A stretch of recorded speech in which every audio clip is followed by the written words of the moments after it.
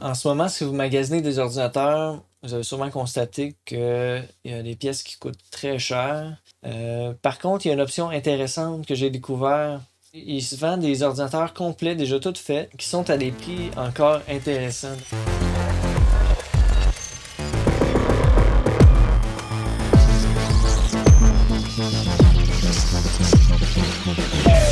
Donc, chez Newegg, on peut aller voir les ordinateurs complets comparés en pièce par pièce. Donc, on va ici Gaming Desktop. Voilà, on va trier par prix.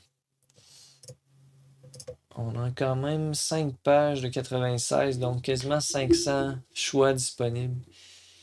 On va choisir vendu par Newegg. Ça va éliminer les ordinateurs HP ou les ordinateurs d'entreprise. On va classer du moins cher au plus cher. On a un ordinateur avec une carte GTX 1660 à 1050 $. On pourra faire la différence entre le 800 et le 1500. Je vais les ouvrir. Une RTX 3070, on est rendu à 2000 $. Maintenant, on va aller voir les trois ordinateurs que j'ai choisis. Le premier ordinateur, c'est un ordinateur dans la gamme de prix de 800 $, qui est un i3, un processeur i3 10100 avec une carte graphique GTX 1650 Super, 8 GB de mémoire vive DDR4 3000 MHz et un disque SSD de 512 Gb. Et ça vient aussi avec un clavier souris Windows 10. Donc, j'ai créé l'ordinateur pièce par pièce avec les mêmes configurations pour comparer. Donc, ici, on peut voir le processeur i3 10100 à 150 $. J'ai pris une carte mère compatible avec un prix dans les moins chers, 96 $. Le 1x8 GB DDR4 3000 MHz, 52 $. Le disque dur SSD 512, je suis allé dans ce qu'il y avait de moins cher disponible à 64 $. Une 1060 parce que pour ce qui est de la 1650, si on va voir, il n'y a plus rien disponible. Donc, je suis allé avec ce qui était le plus proche. J'ai vérifié une 1650 Super qui fait autour de 60%. Je suis allé avec une 1060 qui fait autour de 57. Donc, on est dans les performances assez comparables pour 470 $. Un boîtier, ça, vous avez le choix des boîtiers, mais il y en a beaucoup dans la gamme de prix des 50 $. Pour ce qui est ici, le Power Supply 80 plus 550 watts à 50 $, qui est de base. Windows, le souris clavier, pour un montant de 1070 $.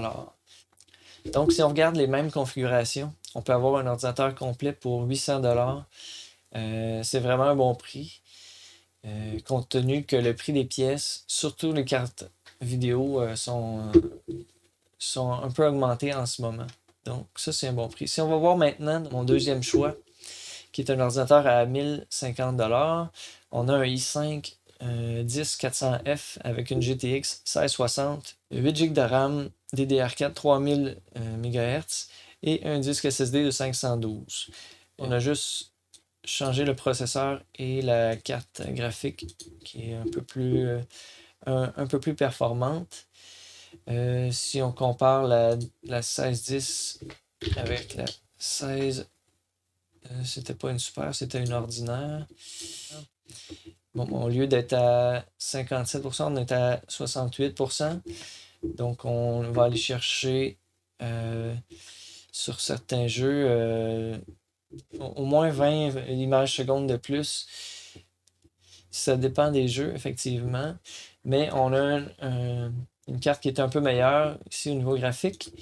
Donc, si je viens voir pièce par pièce, ici on a le i5 10400F à 175 $. Pour la différence de prix entre le i3 qui était à 150 $, je trouve que ça vaut vraiment la peine de faire le saut. On a deux cœurs de plus. et 4 threads de plus, là. Ça va rendre l'ordinateur un peu plus performant sur d'autres tâches, donc ça peut être intéressant. J'ai pris une carte mère de base à 96$. Tout le reste, c'est la même chose, sauf pour la carte vidéo qui est une GTX 1660 à 700$. C'est ce qu'il y avait dans les moins chers disponibles.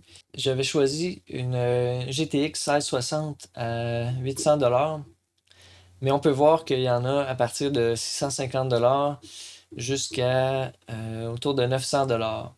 Dans les modèles plus haut de gamme, on va avoir plus de mémoire vive, donc on va pouvoir jouer à des jeux qui sont plus exigeants en résolution.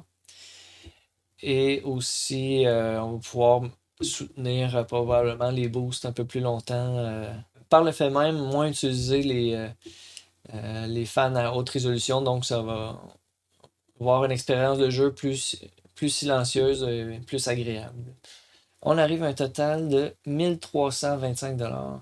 Donc, comparé ici, on a une économie de 300$ si on achète l'ordinateur déjà tout assemblé.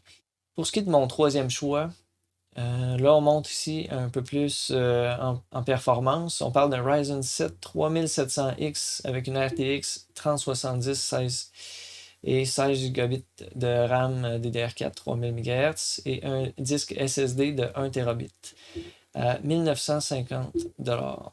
Donc ici, on va avoir beaucoup plus de puissance au niveau du processeur et même chose avec la RTX 3070. Là, on parle d'une carte qui est capable d'aller chercher pratiquement le double de performance par rapport à la 1660. Et aussi, ça va paraître beaucoup dans le nombre d'images secondes. Donc, on va pouvoir jouer la plupart des jeux avec une résolution de 1440.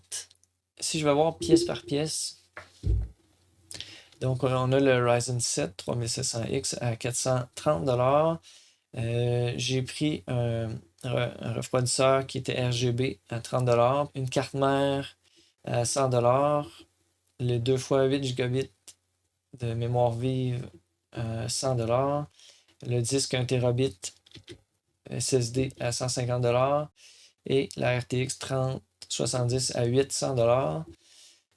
J'ai pris un boîtier qui avait aussi 4 lumières RGB, qui est probablement moins cher que celui que le ABS ici, mais j'ai pas le prix. Les caisses sont pas disponibles, fait que j'ai pas pu avoir le prix. C'est comparable. Un power supply de 500 watts 80+, qui est suffisant, mais qui est très limite. Donc, on n'a pas beaucoup de marge de manœuvre là, à 90$ et Windows. Et j'arrive à 1920$. Donc, compte tenu du fait que j'aurais pu mettre un boîtier qui était un peu plus haut de gamme, qui aurait des fans RGB ou pas. S'il n'y en a pas, on aurait acheté un kit de fans RGB. Là, le prix aurait augmenté aussi davantage. Et normalement, moi, j'aurais tendance à mettre au moins 600 ou 700 watts pour ce type de montage-là. Ça aurait fait aussi augmenter un peu le prix. Pour ce moment, on arrive pas mal au même prix. Dans ce cas-ci, il n'y a pas une grosse différence, donc ça va vraiment au cas par cas. Peut-être que c'est mieux d'acheter à la pièce pour choisir ce qu'on veut. En même temps, le kit complet est à un prix raisonnable, donc c'est pas ni plus ni moins cher. Voilà, je vais vous souhaiter un bon magasinage. J'espère que ça a été des conseils utiles. Sur ce, je vous dis à la prochaine. Si vous avez apprécié, laissez-moi un petit pouce en l'air.